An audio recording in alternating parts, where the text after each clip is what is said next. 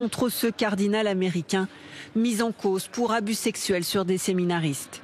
Une nouvelle affaire qui s'ajoute au dossier explosif des abus du clergé. Hier à Dublin, le pape François a de nouveau exprimé sa honte lors d'une messe géante. Devant plus de 500 000 fidèles, le souverain pontife a demandé pardon pour les agressions sexuelles commises en Irlande par des hommes d'église. Je voudrais demander pardon pour ces abus commis dans divers types d'institutions dirigées par des religieuses, des prêtres et d'autres membres de l'Église. Le pape François a également pointé du doigt le silence des membres de la hiérarchie de l'Église. Depuis 2002, plus de 14 500 personnes ont déclaré avoir été victimes d'abus sexuels commis par des prêtres en Irlande. Et au moment même où le pape célébrait cette messe en Irlande, ces images d'une marche silencieuse contre les abus au sein de l'Église. Environ 5000 victimes et leurs sympathisants y ont pris part. Mobilisation baptisée « Debout pour la vérité ». L'actualité internationale maintenant, en direction de la rédaction de France 24 où nous attend Mariam Pirzadeh. Bonjour Mariam. Bonjour Tony. On va évidemment parler de l'Iran qui attaque les États-Unis en justice. Oui, Téhéran souhaite la levée de ces sanctions américaines. Une première salve est en vigueur depuis le 6 août. Elle concerne le secteur bancaire et l'achat de métaux précieux, mais aussi l'automobile, le tourisme, le secteur pharmaceutique. Avant le retour d'une autre série de sanctions, ce sera le 4 novembre et elles vont toucher l'économie en son cœur puisqu'elles vont toucher le pétrole iranien. Vous l'avez compris, tous les secteurs sont impactés. Ces sanctions américaines ont été remises après la décision unilatérale des États-Unis de sortir de l'accord sur le nucléaire iranien le 8 mai dernier. Et ça a déjà des conséquences puisque les grandes marques françaises comme Peugeot ou Total ont déjà quitté le pays. Et il y a également les compagnies aériennes Air France, KLM ou encore British Airways qui vont arrêter tous leurs vols à partir de septembre. Et pour leur plaidoyer devant la Cour pénale internationale, la République islamique va s'appuyer sur un texte quasi inconnu. Il date de 1955, un traité d'amitié, de commerce et de droit consulaire, sauf que c'était avant la révolution islamique, avant la République islamique et donc avant la rupture des relations diplomatiques entre les États-Unis et l'Iran. Les autorités iraniennes estiment aujourd'hui que ces sanctions sont un siège économique contre la population et sont donc illégales. Pourtant, il n'y a pas grand-chose à en attendre puisque cette procédure va durer plusieurs années. Il n'y a eu aucune réaction des États-Unis. Les avocats des États-Unis vont parler demain et sans beaucoup de surprise, ils devraient indiquer que cette cour n'est pas compétente et que ce traité est caduc, un traité que reconnaît pourtant cette Cour pénale internationale et surtout, il est impossible pour la Cour pénale internationale de faire appliquer les décisions qu'elle va prendre, quelles qu'elles soient. Mariam Pirzadeh depuis la rédaction de France 24. Merci beaucoup Mariam.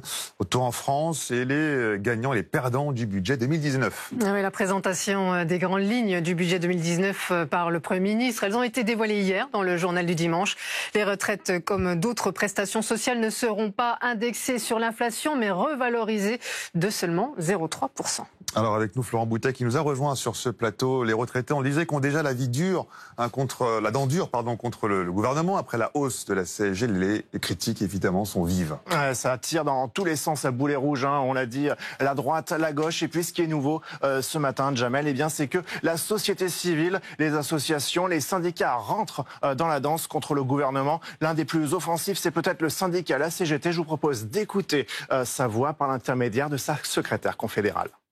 Ça commence à bien faire ces choix qui sont opérés et qui sont bien réfléchis d'ailleurs, mais qui vont absolument pas dans le bon sens. Et c'est vrai qu'on est tous mécontents et mécontentes. Et c'est bien normal, parce que le pouvoir d'achat, c'est quand même une des premières préoccupations des Français et des Françaises. Et là, on voit bien qu'il y aura aucune amélioration de notre vie quotidienne, aucune reconnaissance à sa juste valeur du travail, puisque pas d'augmentation de salaire, voilà. Et puis, bien évidemment, on va dire une attaque frontale de notre modèle social, moins de moyens pour le service public, moins de moyens sur les prestations sociales. Donc c'est vrai que c'est vraiment une psychorigidité de la part du gouvernement qui commence à véritablement poser problème.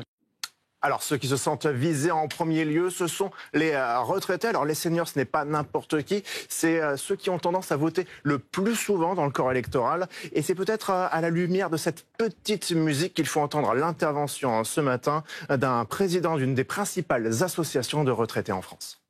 Quand on regarde au cours des dernières années, régulièrement, le pouvoir d'achat des retraités est amputé. Et le point important à souligner, c'est que lorsque l'on ampute le pouvoir d'achat des retraités, c'est une opération définitive. Aucune possibilité n'existe pour eux de se refaire la cerise, comme on dit, disons de revenir à meilleure fortune. C'est définitif. Alors, cette année, donc on nous annonce 0,3% de revalorisation, très bien. L'inflation va tourner autour de 1,5, 1,7, 2%, on ne sait pas trop. Ce qui veut dire que l'amputation de pouvoir d'achat va être supérieure à 1% l'année prochaine. Et la traduction politique de tout ça, eh bien, dans la journée d'hier, Laurent Wauquiez, lors de sa rentrée politique au Mont-Mézin, disait, je cite, « Il faut que le gouvernement rende l'argent aux Français ». Ce matin, Gérard Larcher, le président Les Républicains du Sénat, ne disait pas autre chose, mais sur un ton légèrement plus en rondeur. Écoutez-le. Encore une baisse de pouvoir d'achat pour les retraités après la CSG et le sentiment pour les retraités d'être vraiment, j'allais dire, un peu les abandonnés du pouvoir politique. À un moment, on s'apprête à parler réforme des retraites. Je ne suis pas certain que ce soit le meilleur signal. C'est en tous les cas un signal qui angoisse et je ne doute pas que les retraités, une fois de plus, auront le sentiment d'être mis à l'écart dans cette société. Merci beaucoup Florent pour toutes ces précisions. Il y a aussi le grand retour d'une mesure en direction des actifs. Oui, la fin des cotisations sociales sur les heures supplémentaires, c'est donc une bonne nouvelle pour les salariés, mais aussi pour les patrons. Reportage de nos bureaux à Lyon et à Bordeaux avec le commentaire de Pauline Forgue. Serveurs, employés, ouvriers, la suppression des charges sur les heures supplémentaires prévues pour 2019 est bien accueillie. Savoir que mes heures vont être récompensées et que je serai moins taxé dessus, ça me pousse à travailler plus et à me donner encore plus au travail. Je suis issu du milieu de la restauration et on fait pas mal d'heures sup dans la restauration, donc ouais, c'est vrai que c'est pas mal. L'annonce du gouvernement s'inspire du fameux « travailler plus pour gagner plus », mesure phare de Nicolas Sarkozy. Je propose de gagner davantage en travaillant plus. Voilà un projet de société. À l'époque, 9 millions de salariés bénéficient chaque année de cette mesure. Ils gagnent en moyenne 500 € de plus par an. Mais certains estiment que favoriser les heures supplémentaires se fait au détriment des chômeurs. Quand vous avez des tensions sur le marché de l'emploi, le fait que vous donniez un avantage social à ceux qui prennent des heures supplémentaires les incite à travailler davantage. Mais si vous êtes dans une situation où le chômage est important, à quoi sert cette mesure ? Pourquoi favoriser les salariés en place par rapport aux salariés qui veulent rentrer sur le marché du travail? Emmanuel Macron souhaite rétablir partiellement la mesure. Seules les cotisations salariales seront exonérées. Les heures supplémentaires resteront soumises à l'impôt sur le revenu. Un gain estimé à 200 € par an pour un salarié payé au SMIC. Selon le patronat, la mesure est positive. Une des principales préoccupations des entreprises, c'est de trouver des salariés, parce qu'aujourd'hui on a du mal à recruter, à embaucher, mais à partir du moment où les heures supplémentaires seront exonérées de cotisations salariales, c'est plus incitatif. Cette mesure pourrait coûter entre 2 et 3 milliards d'euros par an au budget de l'État. Il y a de fortes probabilités qu'on relance la grève. Déclaration sur France Info de Vincent Salle, délégué CGT d'Air France. 9 syndicats de la compagnie se réunissent pour la première fois aujourd'hui depuis la suspension de leur mouvement. Mouvement déjà qui avait entraîné en mai la démission de Jean-Marc Janaillac. Du sport maintenant avec du football. Pour commencer, Marseille qui n'y arrive toujours pas. 3e journée de Ligue 1 et l'OM tenu en échec à domicile. Match nul, 2 buts partout avec le Stade Rennais. Marseille a déjà battu la semaine dernière par Nîmes, 3-1. Et en rugby, la belle affiche de cette première journée de Top 14, le remake de la finale de la saison dernière. Montpellier-Castres et d'ailleurs le même vainqueur, Castres. Le champion en titre s'est imposé 25-20 et 3-2 pour les Castrais. Castrais, c'est ça. On va prendre le large. On va prendre le large avec de la voile à peine 11 heures après avoir pris le départ au Havre de la solitaire du Figaro. 3 des 36 skippers engagés ont signifié leur abandon. Oui, la course est dure en raison d'une grosse tempête dans le sud de l'Angleterre. On voit le vent dans les voiles qui a endommagé plusieurs bateaux, dont celui de Gildas Mahé, l'un des sérieux prétendants à la victoire finale. Il a dû renoncer lors de cette première étape reliant le Havre à Saint-Brieuc. Donc 3 des 36 skippers engagés ont donc déjà abandonné. Voilà pour le sport. Vous restez bien sûr avec nous sur France Info, le 9h30, 13h qui se poursuit avec vous. Sur Kaldoun, Gilles Bernstein, toujours avec nous. Éditorialiste politique pour France Info. On prendra dans quelques instants la direction de l'Elysée. La rentrée diplomatique d'Emmanuel Macron, c'est dans quelques minutes. Le chef de l'État qui organise, non pas une réception, mais qui accueille mesdames et messieurs les ambassadeurs. Vous restez avec nous, l'essentiel de l'actu à la Maison de la Radio, 11h20. Victor Matin. Une marche blanche, une marche de recueillement à partir de 15h cet après-midi à Pont de Beauvoisin, c'est en Isère, un an jour pour jour après la mort de Maëlys. Cette petite fille de 8 ans enlevée lors d'une fête de mariage en février dernier. Nordal Lelandais avait avoué l'avoir tuée.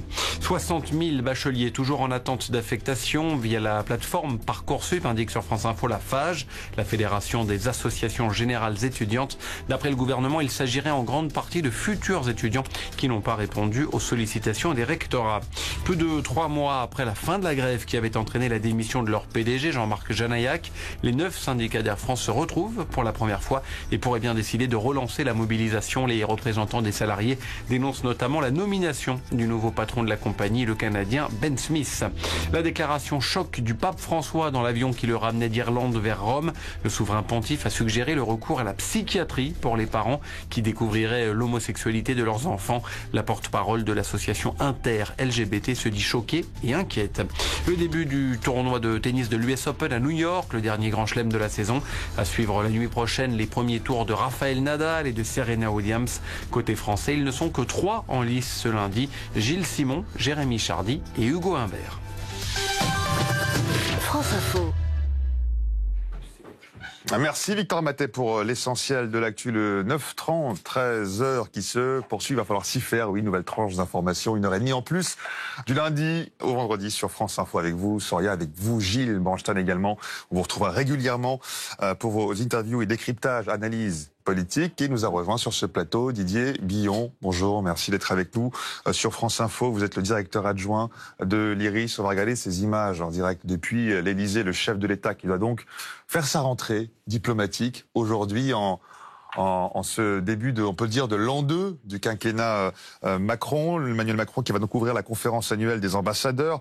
Le chef de l'État qui doit tracer la feuille de route pour l'année à venir sur le plan de politique étrangère. D'abord, avec vous, Gilles Bernstein, bien sûr, on va voir quels sont les enjeux de ce discours du chef de l'État. 2 enjeux. Alors l'année dernière, on va repartir de l'année dernière. L'année dernière, il y avait une priorité affichée qui était la sécurité des Français. Il avait dit une phrase, le président de la République, qui avait étonné en disant « La diplomatie, finalement, ne sert qu'à assurer la sécurité des Français partout dans le monde ». On sortait d'une année de terrorisme avec effectivement de nombreuses victimes françaises.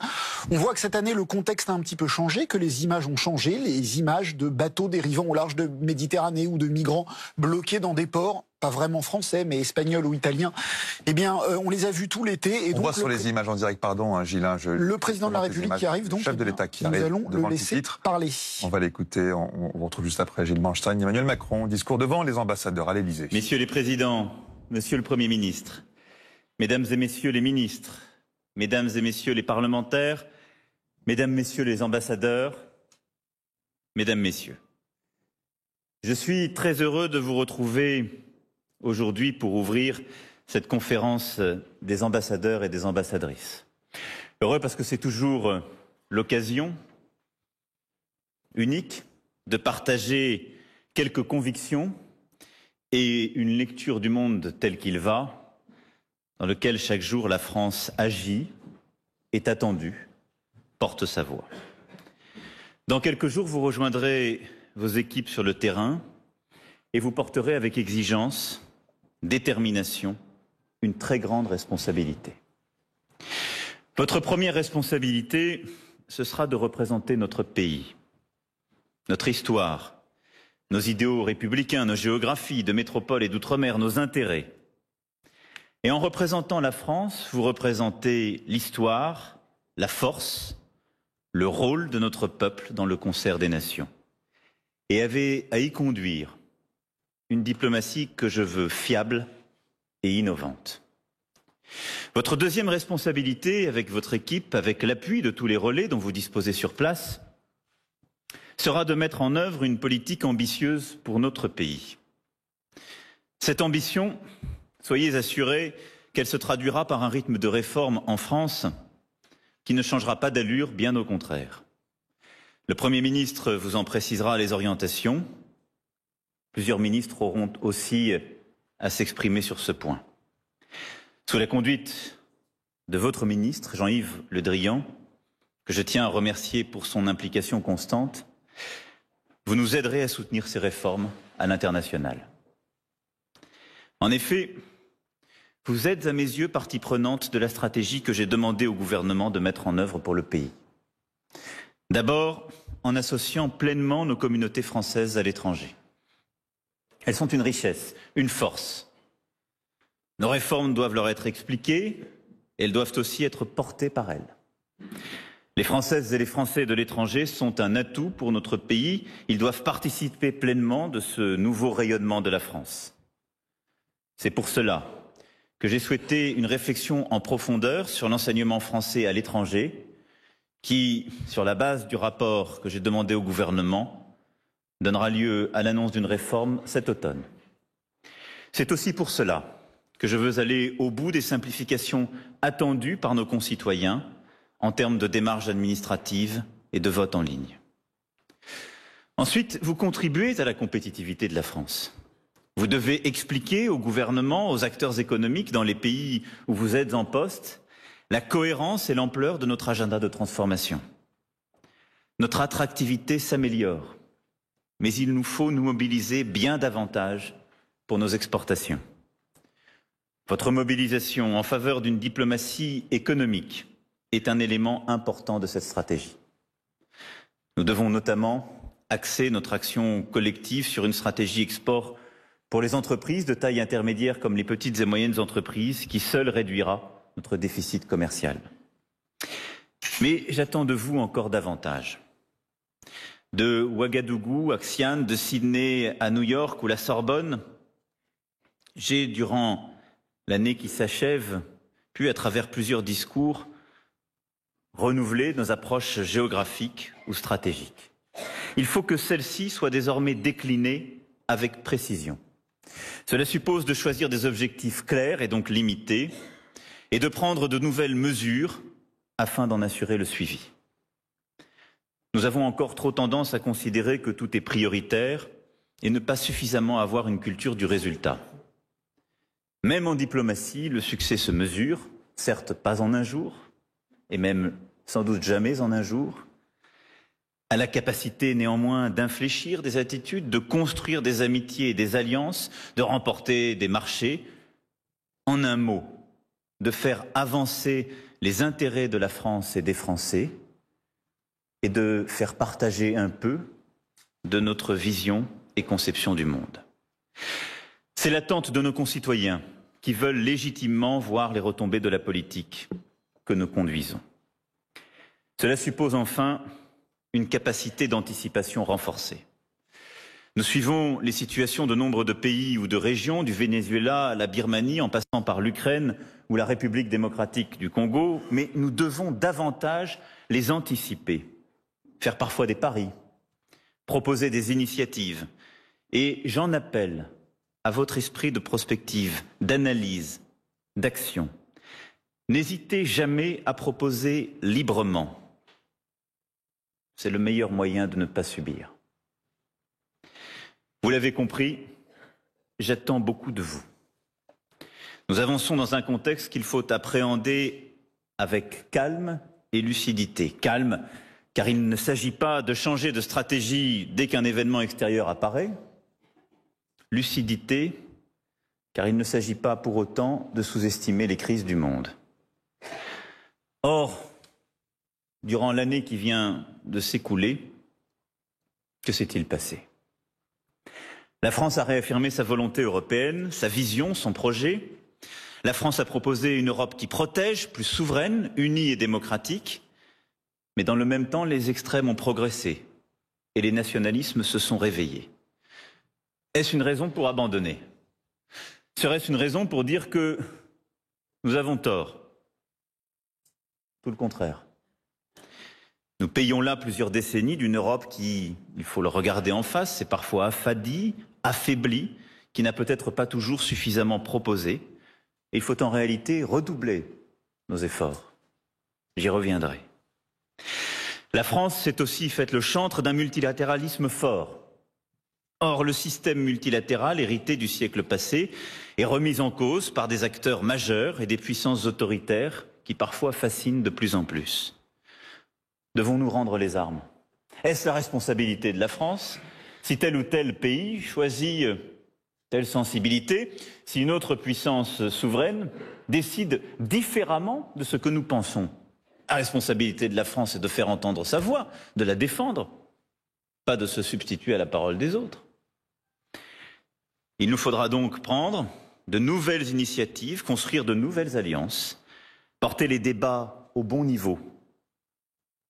Si nous souhaitons appréhender tous les défis contemporains, et le bon niveau est bien celui d'un débat de civilisation pour nos valeurs et la défense de nos intérêts.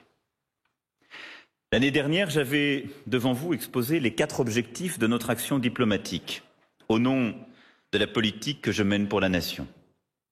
La sécurité de nos compatriotes, la promotion des biens communs, l'influence et l'attractivité de notre pays, et enfin, une nouvelle ambition européenne. Ces objectifs sont toujours valides. Mais les circonstances testent la robustesse de nos principes et la constance de notre action. Je veux aujourd'hui rappeler ce que nous avons fait dans ce cadre, et le ministre y reviendra plus longuement devant vous, mais aussi vous dire comment j'envisage notre réponse à cette double crise du multilatéralisme et de l'Europe.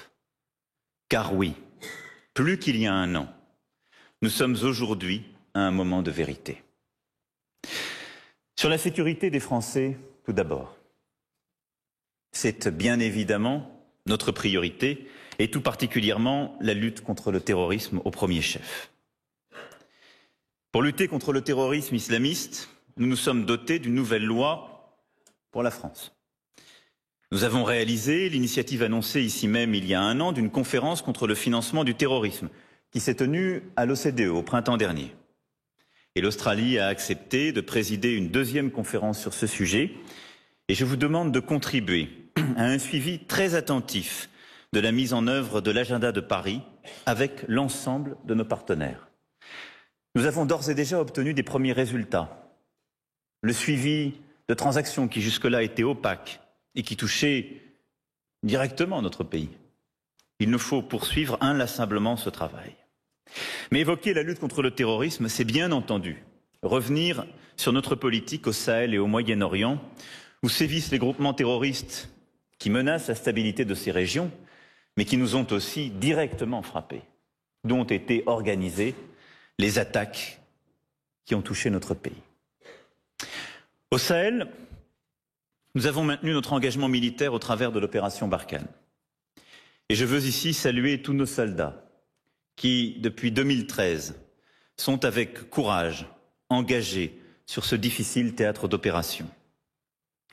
C'est cette présence et celle de la MINUSMA qui ont évité le pire dans la région et ont permis, en particulier, que les élections se tiennent ce mois-ci au Mali. Nous avons, dans cette région, obtenu des victoires importantes ces derniers mois contre la présence terroriste. Mais cette action doit se poursuivre avec la même intensité, mais en complétant la présence de la force Barkhane de plusieurs axes commencés dès juillet 2017. Premièrement, nous avons appuyé et accéléré la création des forces conjointes du G5 Sahel. Je suis convaincu que notre action militaire sera en effet plus efficace encore si elle s'articule mieux avec l'implication des 5 pays du Sahel concernés. Nous avons levé des financements, encouragé les premières opérations des forces. À plusieurs reprises, je me suis déplacé pour constater les avancées et avec l'ensemble des chefs d'État et de gouvernement impliqués, améliorer notre organisation. Cette organisation est la seule qui, dans la durée, permettra la stabilité parce qu'elle implique pleinement les 5 pays du Sahel concernés à leur propre sécurité. Il nous faut veiller à sa mise en œuvre et dans les prochaines semaines et les prochains mois, nous aurons à conduire de nouvelles opérations conjointes avec ces forces du G5. Il nous faut aussi renforcer la coopération avec l'Algérie, exposée aux mêmes risques terroristes, ainsi qu'avec le Nigeria et le Cameroun, engagés contre Boko Haram. Deuxièmement, nous avons encouragé la montée en puissance de l'Union africaine. C'est ce que j'ai plaidé en juillet dernier au sommet de Nouakchott devant l'Union africaine et c'est ce que j'aurai l'occasion d'aborder prochainement avec le président Trump et le président Kagame, actuel président en exercice de l'Union africaine. Nous devons travailler à la création d'opérations africaines de paix crédibles, leur assurer un financement stable et prévisible, en particulier entre les Nations unies, l'Union africaine et les organisations sous-régionales. Troisièmement, nous avons complété notre action militaire par le renforcement et la simplification de notre action en matière de développement, en créant avec l'Allemagne et plusieurs autres bailleurs internationaux l'Alliance pour le Sahel. Ce sont les complémentaires 3D que j'évoquais l'année dernière, diplomatie, développement et défense.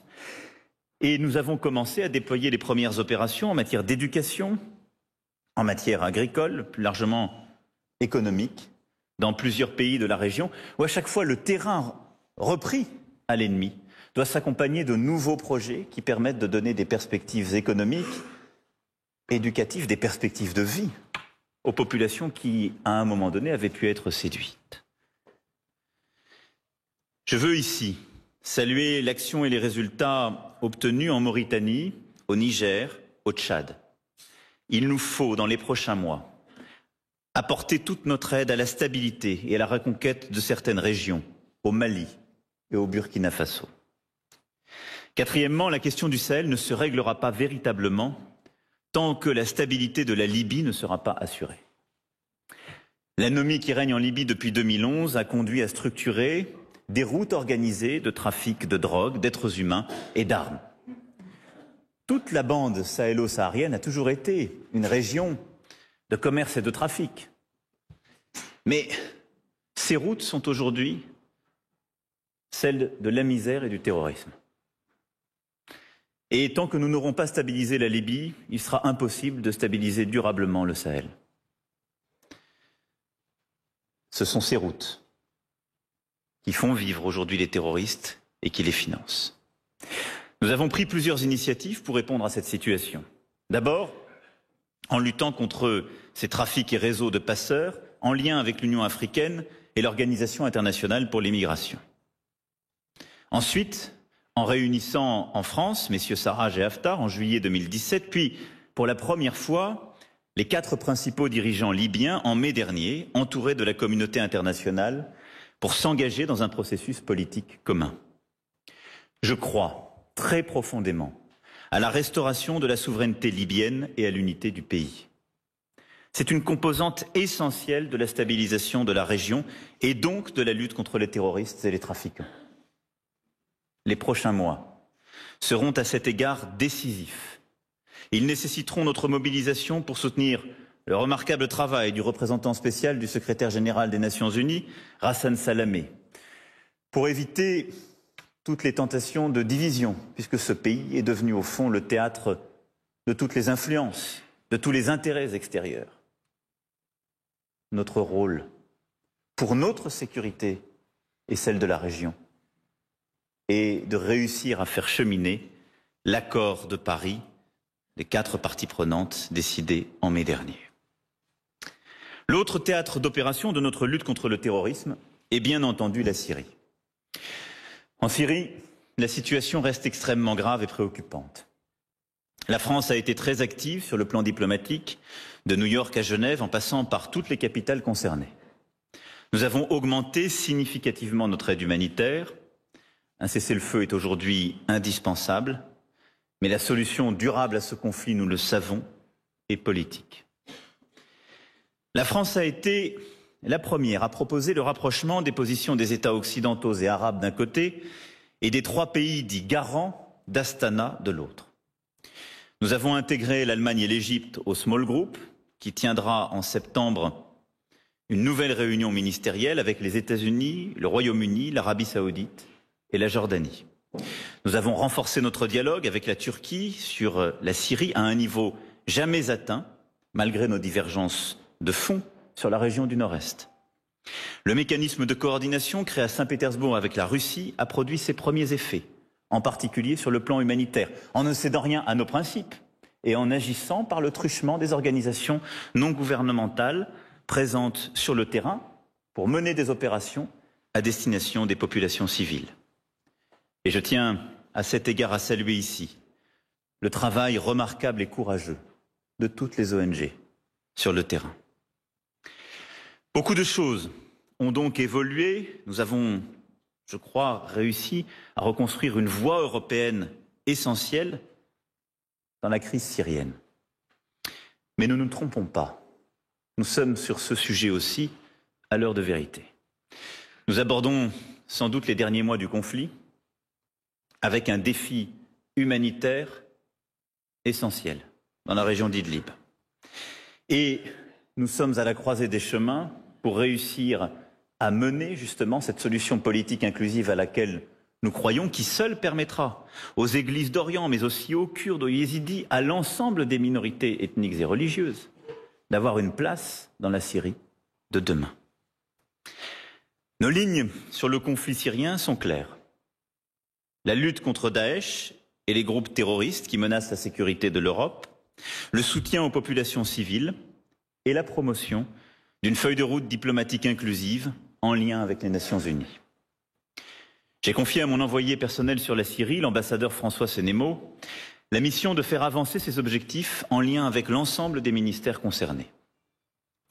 Mais la situation est aujourd'hui alarmante, car le régime menace de créer une nouvelle tragédie humanitaire dans la région d'Idlib et ne montre jusqu'à présent aucune volonté pour négocier la moindre transition politique. Cela implique de renforcer encore la pression sur le régime et ses alliés. Et j'attends à cet égard beaucoup de la Russie et de la Turquie, compte tenu de leur rôle et des engagements pris.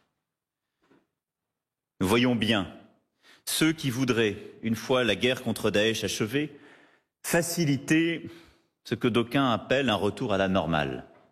Bachar el-Assad resterait au pouvoir, les réfugiés de Jordanie, du Liban, de Turquie retourneraient chez eux, et l'Europe et quelques autres reconstruiraient. Si je considère depuis le premier jour que notre premier ennemi est Daesh, et que je n'ai jamais fait de la destitution de Bachar el-Assad une condition préalable à notre action diplomatique ou humanitaire, je pense qu'un tel scénario serait néanmoins une erreur funeste. Qui a provoqué ces millions de réfugiés? Qui a massacré son propre peuple? Il n'appartient pas à la France de désigner les futurs dirigeants de la Syrie, pas plus qu'à un autre pays.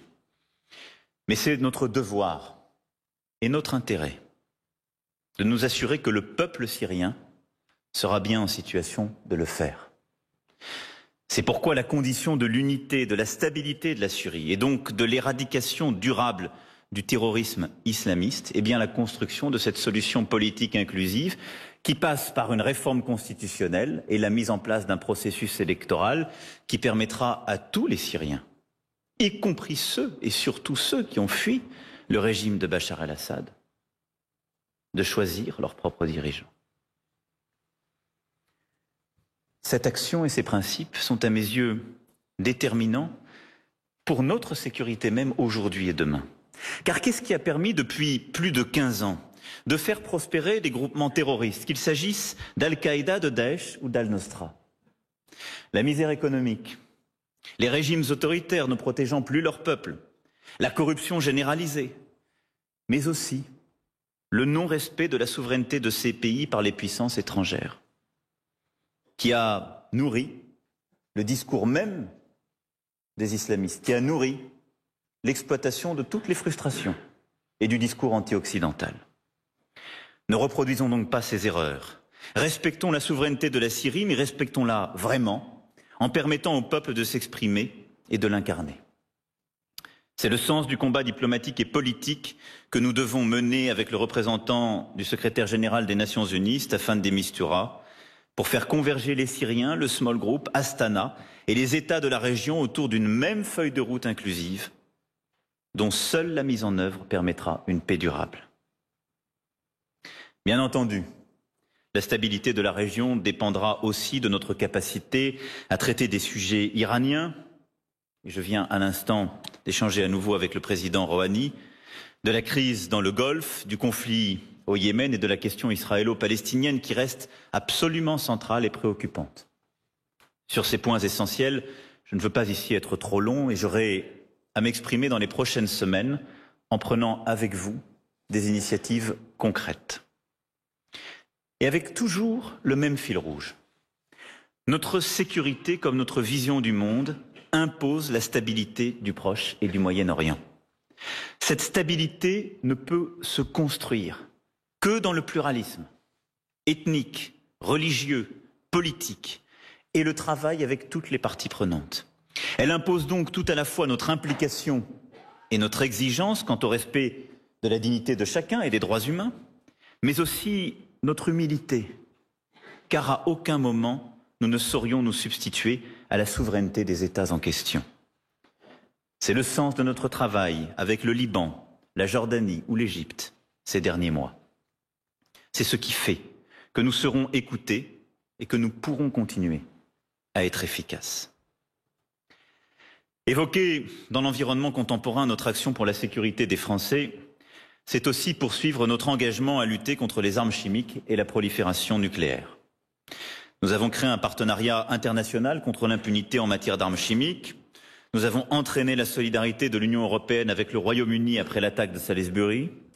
Nous avons, en juin, permis la création d'un nouveau mécanisme d'attribution de telles attaques au sein de l'Organisation pour l'interdiction des armes chimiques, au siège de laquelle je m'étais rendu quelques mois plus tôt. Ces actions étaient nécessaires, car nous savons combien le rôle, la surveillance de cette organisation est contesté par certains et avait pu être fragilisé par des réformes récentes. La parole de la France a aussi été tenue et nos lignes ont été respectées. Quand le régime syrien a bombardé sa population avec des armes chimiques, nous avons frappé plusieurs de ces installations dans la nuit du 13 au 14 avril dernier, avec nos alliés britanniques et américains, et nous continuerons à agir ainsi en cas d'utilisation avérée de ces armes.